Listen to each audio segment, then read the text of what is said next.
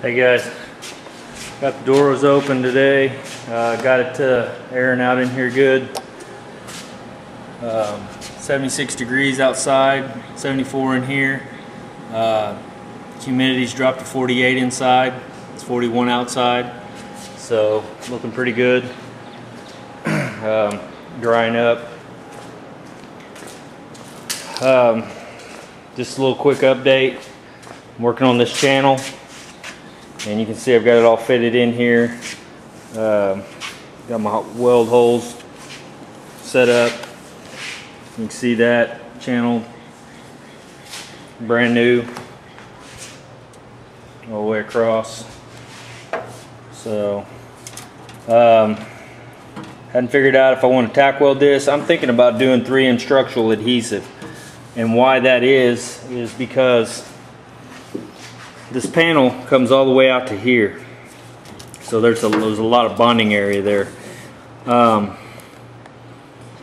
and the way that's overlapped down in there, I don't want water to get in that channel and crawl back up and start the rust process again. Well, if you use that structural adhesive right there between these two panels that I'm squeezing, it waterproofs it, and it's basically like welding it in there. So now you've got a double fold deal where it's sealed, you know, which you could seam seal it probably. Like I said, didn't want to butt weld it because this metal is so thin it would just blow out and blow out. I mean, you could do it, but it'd just be a ridiculous pain in the butt. I think it'd be a lot stronger this way with the two panels sandwiched up together. Not that it's ever going to be, you know, you would never step on this or anything like that, but just saying, it's going to be stronger than just trying to come down. Thought about using my crimping tool or whatever you want to call it that drops the metal down to put on top. And I'm still kicking that around a little bit.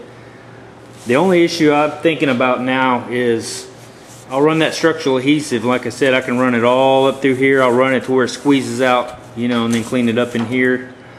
You know, I don't want a whole lot squeezing out in here, but as you can see, all these grind marks here, that's from the filler panel, where the filler panel actually, so once this is all clamped together and done, I've got to weld to this. Okay, so I have to weld through my filler panel, pop some holes, and then actually just plug weld that filler panel back in here. That's the only issue that I have, is actually applying heat to that adhesive, because when you do apply heat, the glue wants to let go. So, you know, I mean, if it radiated heat up through here, it'd actually possibly make it let go. So I'm gonna kind of kick this around a little bit more and see what I want to do, but I don't know. But I'll let you guys know. I can't cut any more of this channel off because that's where that filler panel goes, right down into where these little grind marks are, where the welds were. So it's pretty much where it's going to be. And like I said, I just thought, you know, if water gets in there and it gets up in between these two panels, you know, that's not going to be good. So my options is to go ahead and plug weld this all the way across together. And then run me a small bead of seam sealer in there and kind of just smooth it out to where, you know, it doesn't get up underneath there. So I don't know, you guys let me know what you think, and I'll talk to you a little bit. Hey guys, this is what I ended up with. Went ahead and flanged this and flanged it up. That way there's not a seam except for this one back here. And I'll probably run some seam seal or something like that through there, but yeah, I flanged that up to where that pulls that up, and this is flush. I'm gonna drill spot weld plug holes through there, and I'm going to plug weld to this. I'll probably do those little tiny spot welds. Because there's not going to need to be a lot of heat on that. So yeah, that's the plan. That's what I ended up doing. I got to thinking about trying to do that panel bond stuff under there and then welding the plate to that. I was worried about that letting the glue loose. So welding's the way they did it from the factory, so welding's the way I'm gonna put it back. So actually welding this is one piece, so that's not all necessarily true, but this is what I got, so this is what I got to work with. But anyway, yeah, welding's for sure. It's going to stick, hold. Other than the fact that this is galvanized, which is going to be a pain in the butt to weld to, because galvanized don't like to weld, as you know. I'll probably go ahead and 36 grit the coating off of the areas on the holes where I'm going to weld, and then spray it with some like weld through primer, kind of do that deal. So anyway, that may be about it for today. It's I think it's about 5:30. Humidity's dropped a bunch more. Let's see that.